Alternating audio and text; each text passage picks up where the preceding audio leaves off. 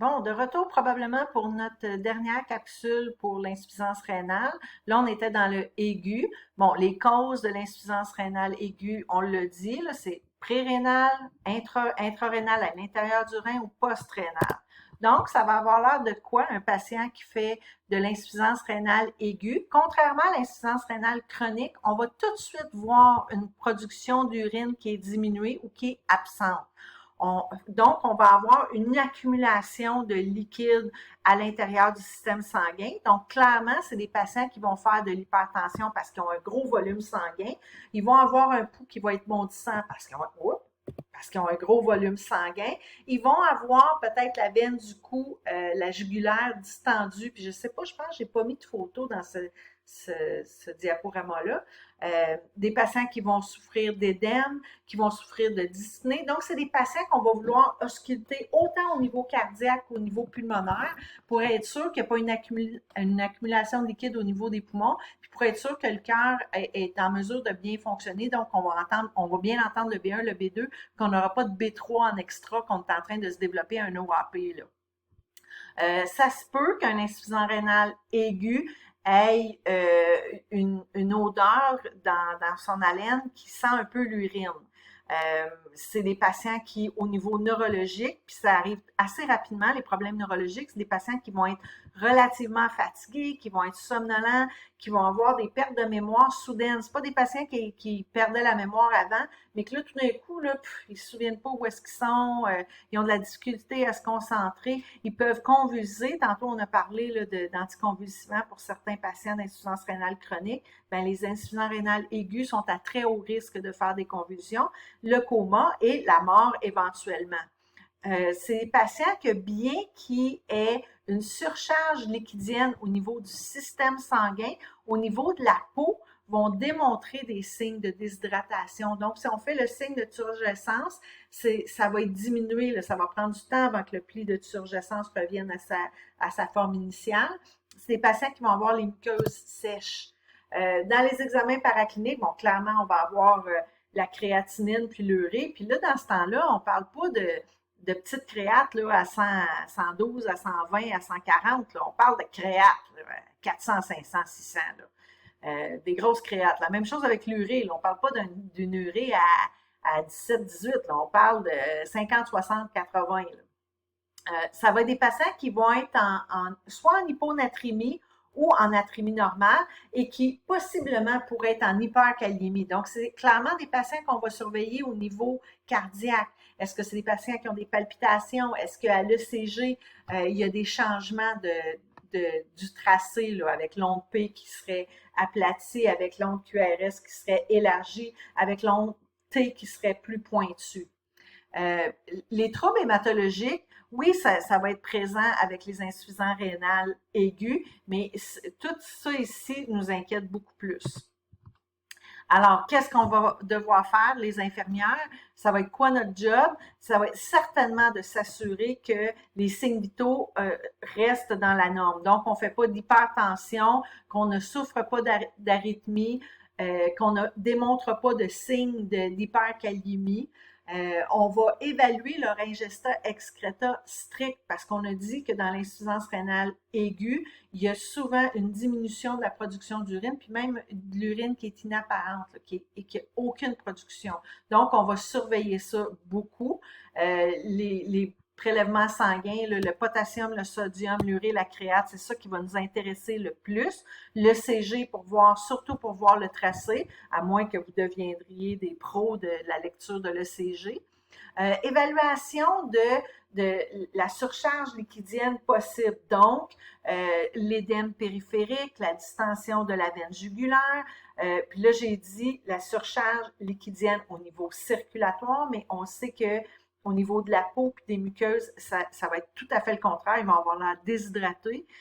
On va surveiller que ces patients-là n'ont pas une détérioration de leur état mental. Est-ce que leur concentration est diminuée? Est-ce qu'ils sont somnolents? Est-ce que leur mémoire est altérée? On va les ausculter, pulmonaire, cardiaque. Pulmonaire pour voir est-ce qu'il y a de l'accumulation de liquide sur leurs poumons, cardiaque pour voir est-ce qu'on entend juste le B1, B2 ou on est en train de se développer un OAP puis un B3 qui est en train d'apparaître. Si c'est un patient qui est dialysé, là, on va s'assurer euh, que la dialyse fonctionne bien. Là, ici, je vous ai mis un petit tableau là, de comparaison entre l'insuffisance rénale aiguë et l'insuffisance rénale chronique. J'en mets souvent des petits tableaux comme ça, hein, mais c'est pas pour rien. À l'ordre, ils nous ont dit, je suis allée faire une formation il y a quelques mois, peut-être un an de ça, où ils nous disaient une bonne façon d'étudier pour l'examen de l'ordre, c'est avec des tableaux comparatifs. Donc, euh, dans les problèmes respiratoires, comparer l'emphysème avec la bronchite chronique, avec l'asthme, c'est excellent. Bon, dans l'insuffisance rénale, d'être en mesure de comparer l'insuffisance rénale chronique puis l'insuffisance rénale aiguë, c'est une excellente façon pour le délirium, la dépression, les troubles cognitifs. C'est tous des tableaux qui nous permettent d'assimiler l'information, puis ils disent alors que c'est une bonne façon d'étudier. Donc, je vous ai mis un beau petit tableau avec un comparatif de l'insuffisance rénale aiguë versus chronique. Donc, clairement, l'aigu, ça arrive comme ça, puis ça repart comme ça, si c'est bien ça. Si on trouve la source, puis qu'on est en mesure de la traiter, ça va partir comme ça. Tandis que l'insuffisance rénale chronique, ça arrive pout. Au début, on n'a même pas de manifestation clinique, et puis à un moment donné, on commence à avoir des problèmes. Donc, on commence à avoir des problèmes quand on a une diminution de une trentaine. Il faut être en bas de 60 là, pour commencer à avoir des problèmes. Puis ça se peut que ça fasse des mois, voire des années qu'on est en train de se magasiner une insuffisance rénale chronique. Tandis que la aiguë, l'élévation de la créatinine, puis toutes les manifestations cliniques, ça va arriver très, très rapidement.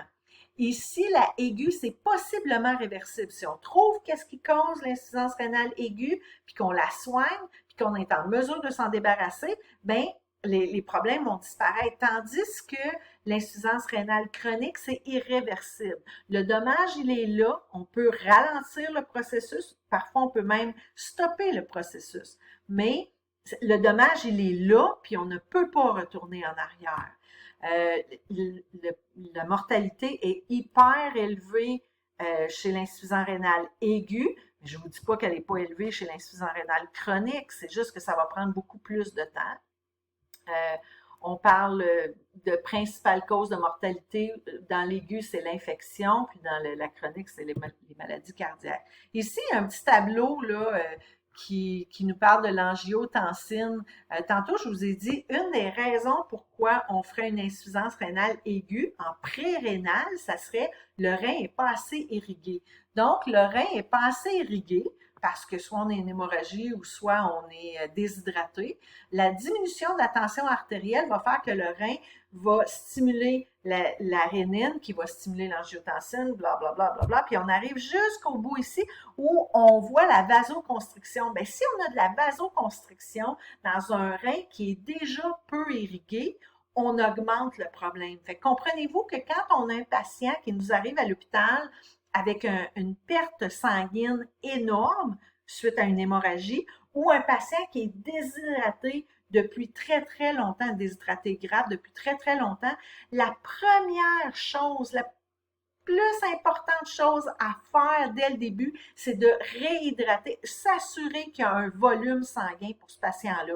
Donc, si c'est un patient avec une hémorragie, on va rapidement donner des transfusions sanguines. Puis là, je parle pas, là, on prend 4 heures pour donner notre kilo sanguin. Non, on peut peut-être prendre 15 minutes pour donner notre kilo sanguin. Le but, c'est d'augmenter le volume sanguin de notre patient qui a eu une hémorragie. Pour un patient qui est déshydraté, on va rapidement donner des liquides intraveineux pour s'assurer qu'on a un revolume sanguin qui va repartir toute cette patente-là, puis arrêter la vasoconstriction pour que notre rein soit en mesure de recommencer à fonctionner. C'est un peu pour ça que je vous avais mis ce petit dessin-là. Alors là, on a terminé avec l'insuffisance rénale. Là, je vous ai mis des lectures recommandées. Il y a certains exercices dans vos livres qui sont intéressants à faire. Et puis, si vous avez des questions, vous savez où me trouver.